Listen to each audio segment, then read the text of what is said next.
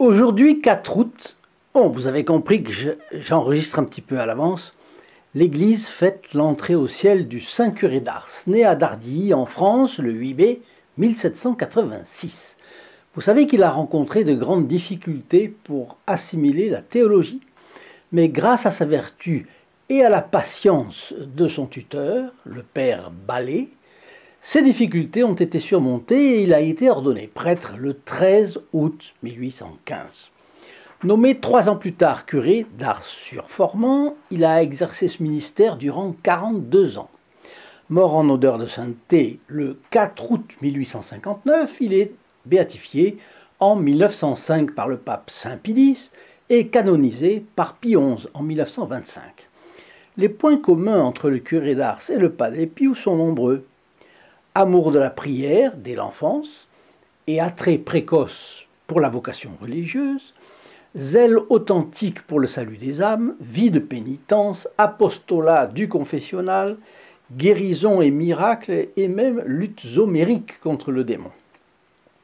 Tous deux sont au ciel et jouissent de la présence de Dieu. Tâchons d'en faire autant, notamment en obéissant à l'Église qui demande de ne pas faire de comparaison de mérite entre les saints.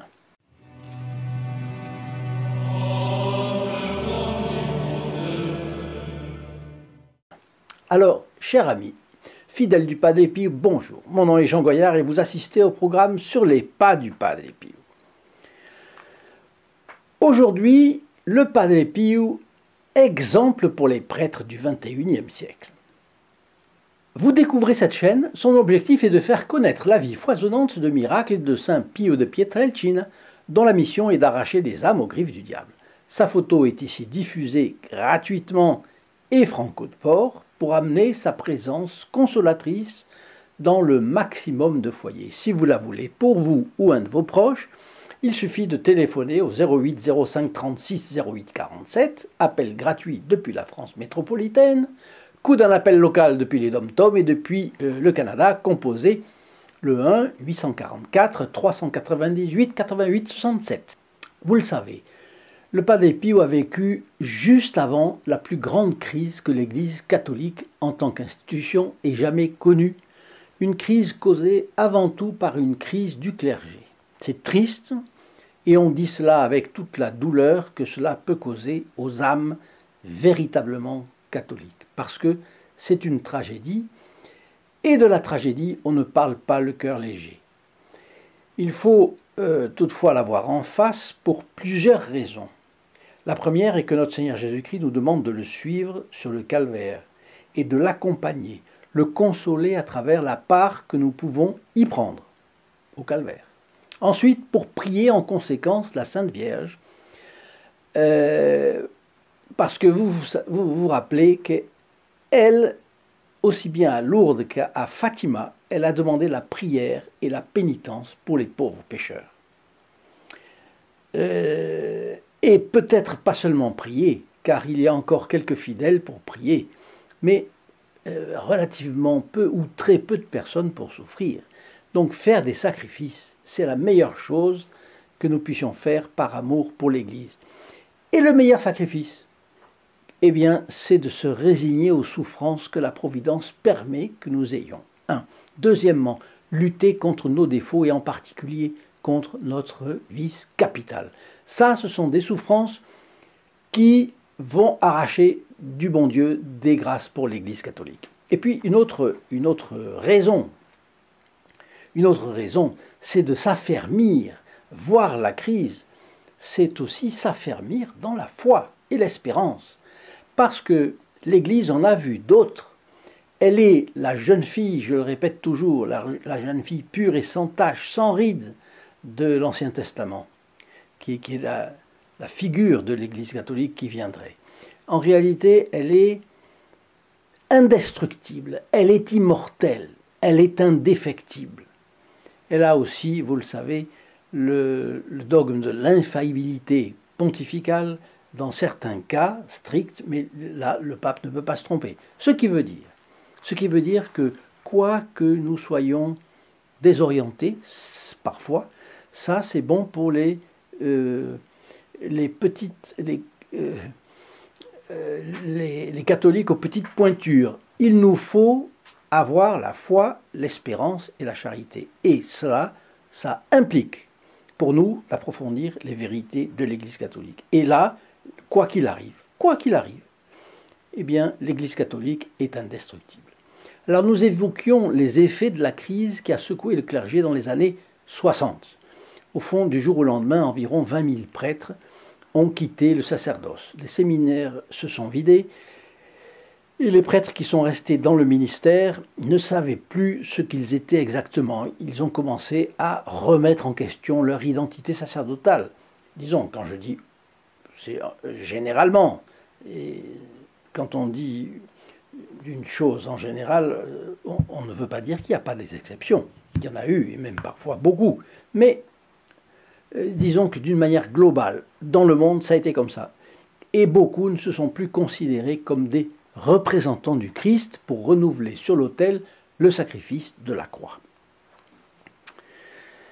Alors la vie du Padre Pio, eh bien, quel est le message profond que Dieu a voulu nous transmettre à travers elle? Ce message est clair et facile à interpréter. Dieu nous a envoyé le Padre Pio qui n'a jamais occupé de poste important dans la hiérarchie de l'Église. Et pour commencer, il a été comme le curé d'Ars, et il n'était pas, un foudre de guerre sur le plan des capacités intellectuelles. Il le disait lui-même. Il n'a jamais été un grand prédicateur à cause de sa santé, mais il n'a non plus été un grand théologien. Non. Mais il n'a jamais été supérieur de monastère non plus, ni provincial de son ordre, ni évêque. Il a été un simple moine, un simple prêtre qui écoutait les confessions et célébrait la messe. Bien. Dieu nous a envoyé le Padre Pio pour rappeler aux prêtres ce qu'ils sont en tout premier lieu. Le prêtre est l'homme de l'autel, l'homme qui célèbre la messe. Il est aussi l'homme du confessionnal, qui absout les péchés. Et il doit l'être non pas comme un fonctionnaire, mais comme une victime agréable à Dieu, configurée au Christ, offerte sur la croix. Que la confession soit un sacrifice, personne n'en doute. Je le crois bien. C'est entendre le fruit du mal qui est dans l'homme, c'est absoudre ou ne pas absoudre, donc distinguer les dispositions spirituelles des uns et des autres, autant qu'il l'est possible, c'est savoir donner le conseil adapté à chaque âme. Voyez. Alors, je dis tout cela parce que c'est pris du blog d'un prêtre, le Padre Paolo Riccardo, et qui est très fervent, c'est très intéressant de voir, mais c'est dans une langue que vous ne connaissez pas tous, bien entendu. Je vous mettrai les références à la fin de la description. Le Padre Pio, non seulement était un exemple, mais il est le modèle parfait du prêtre. Voici le prêtre catholique. Prêtre parce qu'il offre un sacrifice à Dieu sur l'autel, mais aussi victime parce qu'il s'offre lui-même dans sa vie en sacrifice au Seigneur. Il n'est pas étonnant que toute l'Église soit en crise lorsque l'identité même du sacerdoce est oubliée ou remise en question ou même niée. C'est pourquoi l'importance de Saint Padre Pio de Pietrelcina ne cesse de croître. Plus il est éloigné de nous dans le temps, plus sa présence et sa mission sont lumineuses.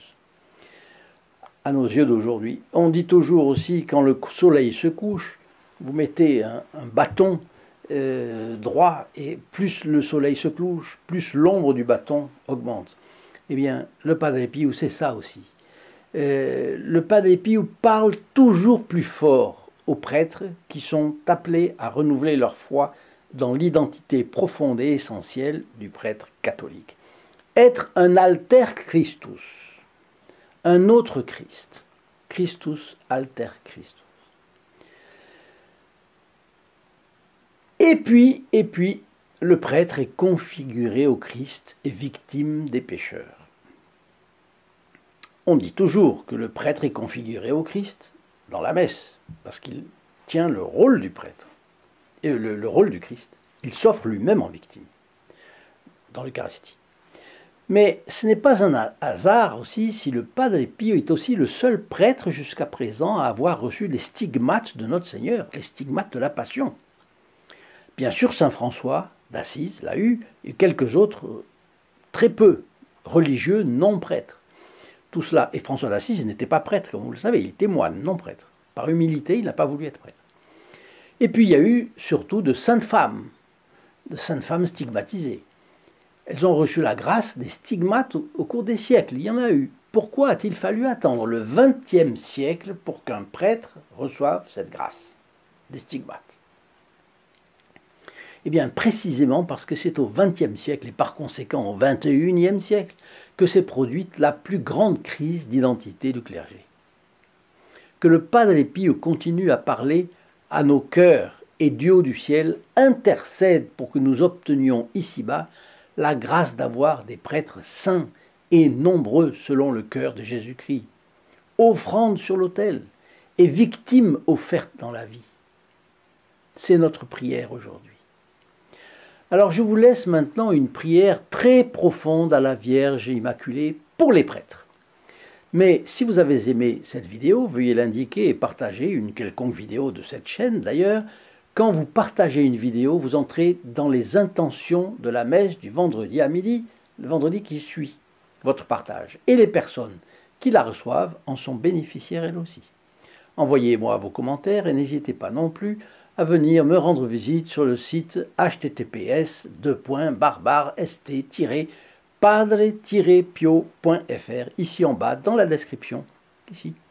Vous y connaîtrez ce que font les membres du groupe des protégés du Padre Pio, l'apostolat qu'ils réalisent et les bénéfices spirituels qu'ils reçoivent. Voilà la prière donc à la Vierge Immaculée pour les prêtres. Elle a été rédigée et publiée par le pape Saint Pie X. Et le père Paul Richard, d'où je tiens ces éléments, l'a trouvé dans le manuel des congrégations mariales du Brésil.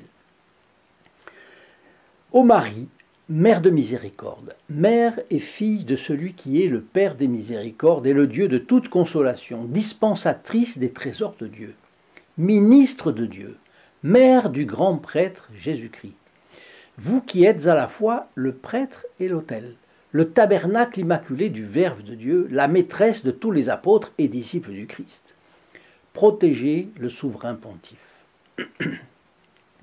Intercédez pour nous et pour nos prêtres, afin que le grand prêtre Jésus-Christ purifie nos consciences et que nous puissions nous approcher dignement et pieusement du banquet sacré. Ô Vierge Immaculée, vous ne nous avez pas seulement donné le pain céleste, le Christ, pour la rémission de nos péchés, mais vous êtes vous-même une hostie très agréable offerte à Dieu, vous êtes la gloire des prêtres. Selon le témoignage de votre bienheureux serviteur Saint Antoine, bien que vous n'ayez pas reçu le sacrement de l'ordre, vous avez été rempli de toute la dignité et de la grâce qu'il confère. Et c'est pourquoi vous êtes à juste titre proclamée Vierge prêtre. Lancez un regard vers nous et les prêtres de votre Fils. Sauvez-nous, purifiez-nous, sanctifiez-nous, afin que nous puissions recevoir dans la sainteté les trésors ineffables des sacrements et atteindre le salut éternel de nos âmes. Ainsi soit-il. Tout cela est pris du site du père Paulo Ricardo, qui a une chaîne de télévision très importante. Je vous souhaite une très bonne journée. Au revoir. In nome del Padre, del Figliolo e dello Spirito Santo, e così sia. Sia lodato Gesù e Maria, oggi e